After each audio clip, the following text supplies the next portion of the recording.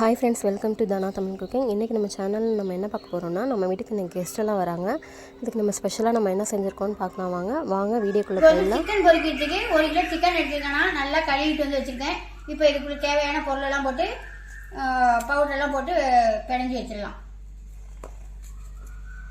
1 kilo chicken இது. அதுக்கு நான் இவ்வளவு எடுத்துருக்கிறேன். சில்லி பொடி 65 பொடி, தேவையான உப்பு போட்டுக்குவோம்.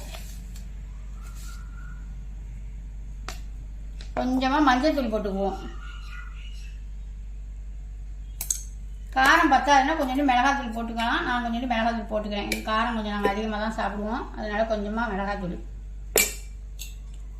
ஒரு 2 சொட்டு 3 சொட்டு எலுமிச்சம்பழம்,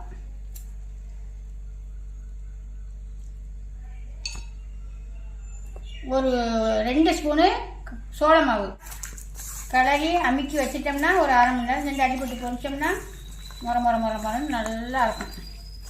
எங்கள் வீட்டுக்கு இன்றைக்கி விருந்தாடி வராங்க, சம்பந்தி படம் வராங்க. அதனால் அவங்களுக்கு இன்றைக்கி ஸ்பெஷல் என்னென்ன செய்யணும்னு நான் ஒன்று ஒன்றா காமிக்கிறேன்.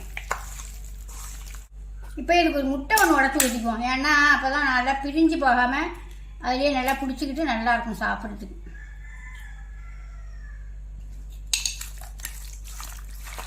நல்லா ஊற்றி நல்லா பிடிச்சி பிசைஞ்சு 1 மணி நேரம் ஒரு பக்கமாக வச்சு ஊறிக்கிட்டு இருக்கட்டும். இது சிக்கன் பரட்டி வச்சுருக்கோம்ல, அதுக்கு இஞ்சி பூண்டு பேஸ்ட்டு போட மறந்துட்டேன். இப்போ இஞ்சி பூண்டு பேஸ்ட்டு போட்டு பரட்டி வச்சிடலாம். இது வந்து என்னென்னு பார்த்தீங்கன்னா காலிஃப்ளவர். இது வந்து ஒருத்தவங்க வர விருந்தாடியில் 2 பேர் சைவம், அதனால் அவங்களுக்கு இது சில்லி பொரிக்கிது. அதுக்கு ஒரு 3 ஸ்பூனு கார்ன்ஃப்ளவர் மாவு எடுத்துருக்கேன். நல்லா சின்ன சின்னதாக அரைஞ்சிட்டு வெந்நீரில் மஞ்சப்பொடி போட்டு இதை எடுத்து வச்சுருக்கேன்.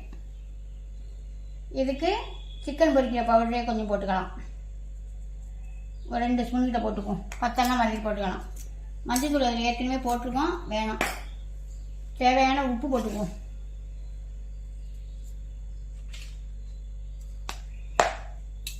இதுலேயும் கொஞ்சோண்டு ஒரு 2 சொட்டு எலுமிச்சம்பழம் ஊற்றிக்குவோம்.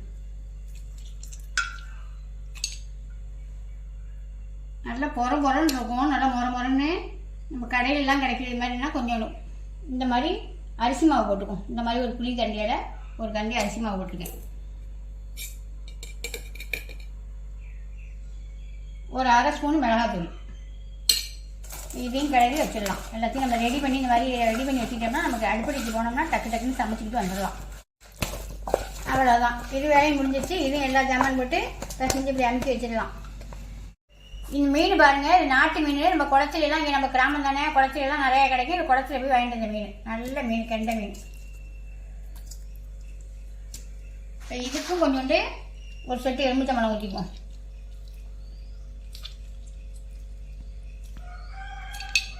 ஊற்றிக்கிட்டு தேவையான உப்பு போட்டுக்குவோம்.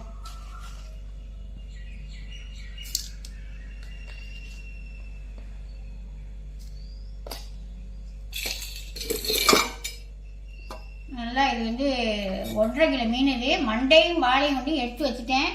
அது ஒன்றும் செய்ய முடியாது, இப்போ வறுக்க ஒன்று தான் போகிறேன். அதனால் மண்டையும் வாழையும் எடுத்து வச்சுட்டேன். நல்லா 1.5 ஸ்பூன் கிட்ட போட்டுக்குவோம். மஞ்சள் தூள், தேவையான மஞ்சள் தூளை போட்டுக்குவோம். சூப்பராக இருக்குங்க, கலர்ஃபுல்லாக இருக்கும் இந்த தூள். ஏன்னா இது திருவையில் அரைக்கிறதுக்கு அவ்வளோ ஒரு கலராக இருக்கும். மீனெல்லாம் பொரிச்சோம்னா சாப்பிட்டுட்டே இருக்கலாம், அப்படி இருக்கும். நல்லாவே கரட்டி வச்சாச்சு. இதையும் நல்லா 1 மணி நேரத்துக்கிட்ட ஊறிக்கிட்டு இருக்கட்டும். துண்டை பாருங்கள் எப்படி இருக்குன்னு. இதை அப்படியே ஊறிக்கிட்டு இருக்கட்டும். இப்போ சமைக்க போயிடலாம். பிரியாணி தான் போட போகிறேன், மட்டன் பிரியாணி போட போகிறேன். கொஞ்சோண்டு அந்த என்ன பிரியாணி, இன்னொன்று காளான் பிரியாணி, கொஞ்சோண்டு மட்டன் பிரியாணி போட போகிறேன், கொஞ்சோண்டு காளான் பிரியாணி போட போகிறேன். காளான் பிரியாணி எதுக்குன்னா சைவ சாப்பாடு சாப்பிட்றவங்களுக்கு. வாங்க போய் அதை போட்டுடலாம். மஷ்ரூம் பிரியாணி நான் தான் செய்ய போகிறேன், வாங்க செஞ்சிடலாம். குக்கரில் கொஞ்சமாக நெய் சேர்த்துக்கலாம். இலை, கிராம்பு, ஏலக்காய் இது எல்லாத்தையும் சேர்த்துக்கலாம். நல்லா பொரிஞ்சதும்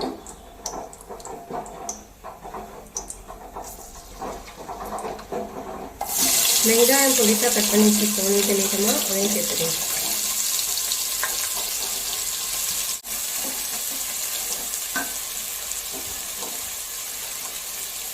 கூடவே 2 பச்சை மிளகாய், கொஞ்சமாக புதினா, கொஞ்சமாக கொத்தமல்லி, கொஞ்சமாக மஞ்சத்தூள், கரம் மசாலா, மிளகாத்தூள், பிரியாணி பொடி, ஒரு 1.5 ஸ்பூன் இஞ்சி பூண்டு பேஸ்ட். இது நல்லா மசாலாலாம் நல்லா வதங்கினதும் தக்காளி கட் பண்ணி வச்சுருக்கோம், அதையும் சேர்த்துக்கலாம். இப்போ இது கூடவே நம்ம க்ளீன் பண்ணி வச்சிருக்க மஷ்ரூமையும் சேர்த்துக்கலாம்.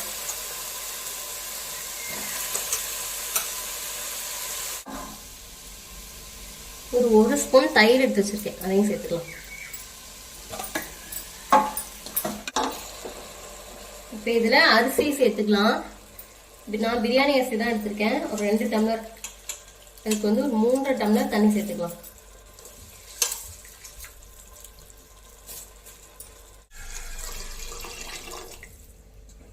நல்லா ஒரு கொதி வந்தோடனே கொஞ்சமா லெமன் ஜூஸ் சேர்த்து மூடிடலாம். விசில் போட்டு மூடியாச்சு. 3 விசில் வரட்டும், பார்க்கலாம். நல்லா ரெடி ஆயிடுச்சு. இப்போ இதை உடச்சி விட்டு வேற பாத்திரத்துல மாத்திக்குவோம். இப்போ வந்து கொஞ்சம் நேரம் தாளிச்சா வச்சுட போறேன். அதுக்கு ஒரு பாத்திரம் எடுத்திருக்கேன். ஒரு 4 ஸ்பூன் இருக்கும் துவரம்பருப்பு, ஒரு 1.5 ஸ்பூனு கடலைப்பருப்பு. இதை நல்லா அலசிட்டு இப்போ ஒரு குக்கர்ல வேக வச்சுக்கலாம். இந்த பருப்போட ஒரு 4 துண்டு எலும்பு போட்டிருக்கேன். எலும்பும் 2 கொழுப்பும் போட்டிருக்கிறேன். இது கொழுப்பு போட்டோம்னா நல்லா இருக்கும் சால்னாவுக்கு. காய்கறி பார்த்தீங்கன்னா ஒரு கத்திரிக்காய், ஒரு மாங்காய், ஒரு வாழைக்காய், இது எல்லாத்தையும் போட்டு ஒரு விசில் விட்டு எடுத்துக்குவோம். விசில் விட்டு எடுத்துக்கிட்டு நான் அப்புறமா காமிக்கிறேன். தாளிக்கிறதுக்கு ஒரு எண்ணெய் சட்டி வச்சு கொஞ்சமா எண்ணெய் ஊற்றிக்குவோம். எண்ணெய் காஞ்சிச்சு. ஒரே ஒரு இலை, ஒரு சின்ன பட்டை, ஒரு ஸ்டார், பச்சை மிளகாய், 2 வெங்காயம், மீடியமான தக்காளி எடுத்து 2 தக்காளி, கொஞ்சமா இஞ்சி பூண்டு பேஸ்ட் போட்டுக்கணும்.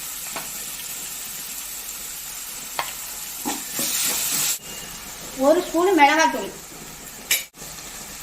ஒரு 1.5 ஸ்பூன் மல்லித்தூள், கொஞ்சமா புளி எடுத்து காமிச்சிட்டு ஊற வச்சேன்னா அந்த புளி தண்ணியை சேர்த்துக்குவோம்.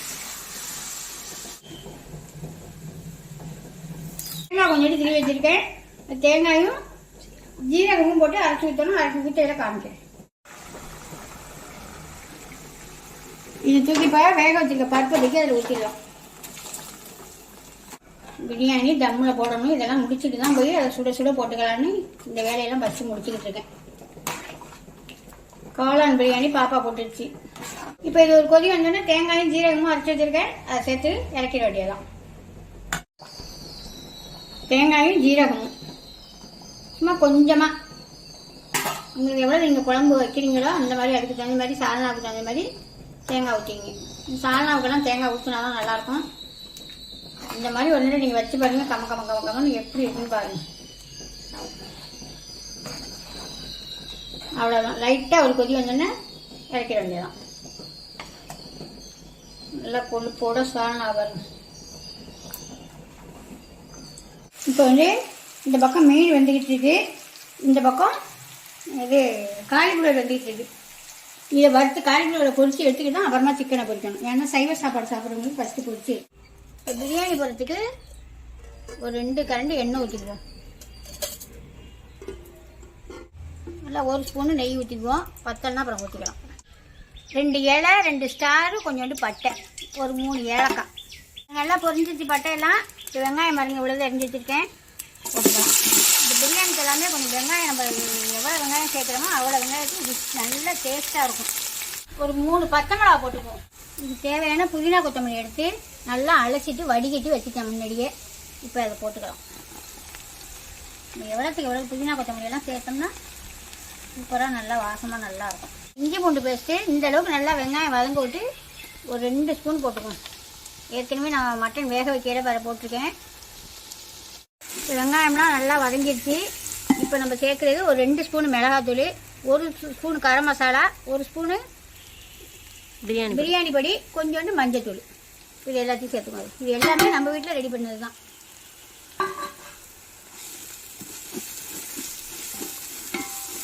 தக்காளிக்கு முன்னாடி இதை போட்டு நம்ம வதக்கிட்டோம்னா நல்லா கலராக இருக்கும். இப்போ எல்லாம் வதங்கிடுச்சு. இப்போ தக்காளியை சேர்த்துக்குவோம். எல்லாம் தக்காளியெல்லாம் நல்லா தயிரை மாதிரி ஆயிடுச்சு. இப்போ கொஞ்சோண்டு நான் தயிர் வீட்டு தயிர் தான் எடுத்து வச்சுருக்கேன். நல்லா புளிப்பு தயிராக கொஞ்சோண்டு போட்டுக்கலாம். மட்டன் எடுத்து வேக வச்சுருக்கோமா, அந்த மட்டனை சேர்த்துக்கோங்க.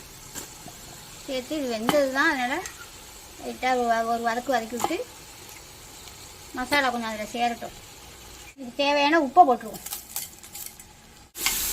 இது எல்லாமே போட்டு நல்லா வதக்கியாச்சு. இப்போ அரிசியை சேர்த்துருவோம். அரிசி எடுத்து நான் ஒரு அரை மணி நேரத்துக்கு மேலே இப்போ ஊறிட்டு இருக்கு. பிரியாணி அரிசிலாம் சேர்த்துருக்கேன். நல்லா தண்ணியை வடிகட்டிட்டு சேர்த்துக்குவோம். தண்ணியை நான் அளந்து வச்சு நான் வந்து ஒரு 5 டம்ளர் அரிசி போட்டிருக்கேன். 5க்கு 10 போட தண்ணி ஊற்றலாம். அரிசிக்கு தகுந்த மாதிரி நாங்கள் ஊற்றிங்க. நான் வந்து இந்த அரிசி தான் எப்போ பார்த்தாலும் செஞ்சுக்கிட்டு இருப்பேன். இது கொஞ்சம் தண்ணி கம்மியாக தான் வாங்கும். அதனால் நான் 9 டம்ளர் தண்ணி எடுத்துருக்கேன். அரிசி நல்லா ஊறின அரிசி, அதனால் உடச்சி விட்டுறாமல் மெதுவாக கடையில் விட்டுக்கும். கறியில் வேக வச்சோம்ல தண்ணி, அந்த தண்ணியோட தான் நான் சேர்த்து அளந்து வச்சுருக்கேன். அதே மாதிரி நீங்களும் அளந்துக்கணும். இதெல்லாம் நம்ம முன்னாடியே அளந்து வச்சுக்கணும். அப்போ தான் கரெக்டாக ஒரு பக்குவமாக இருக்கும் சாப்பாடு. இப்போ இதை மூடி வச்சுருவோம். மூடி வச்சு அரிசி தண்ணியை நல்லா பெசறது மாதிரி வந்துட்டு இருப்பாடு. நம்ம கொஞ்சோண்டு லெமன், எவ்வளவு லெமன் வேணுமோ அதை ஊற்றி கிளறி விட்டு மூடி வச்சுருவோம். தம்மில் போட்டுடலாம். இப்போ அரிசியும் தண்ணியுமே ஆயிடுச்சு சாப்பாடு. இப்போ கொஞ்சோண்டு லெமன் ஊற்றிக்குவோம். இந்த லெமன் எதுக்குன்னா ஒன்றோட ஒன்று நல்லா ஒட்டாமல் நல்லா பொல இருக்கும் சாதம். இப்போ இந்த மாதிரி ஒரு குழவி இடிக்கி நான் வைக்கிறேன். உங்கள்கிட்ட நம்ம இஞ்சி பூண்டு இடிக்கிற கல்லெல்லாம் வச்சுப்பீங்கன்னா அந்த மாதிரி கல் இருந்தால் வச்சுக்கோங்க. அவ்வளோதான் இருக்கட்டும். பிரியாணி ரெடி ஆயிடுச்சான்னு பார்த்துருவோம். ஓட்ட இடம் இருந்து போச்சு.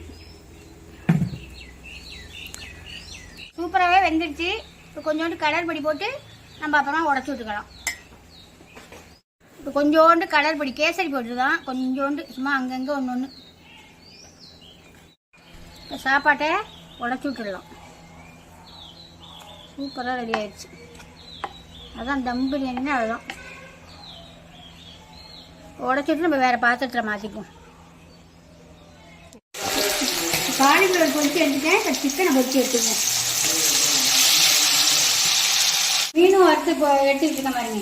வறுத்து ஒரு கிலோ எடுத்துட்டேன். மறுபடியும் வெந்துக்கிட்டு இன்னும் கொஞ்சம் பச்சையாக எடுத்து வேக வைக்கணும்.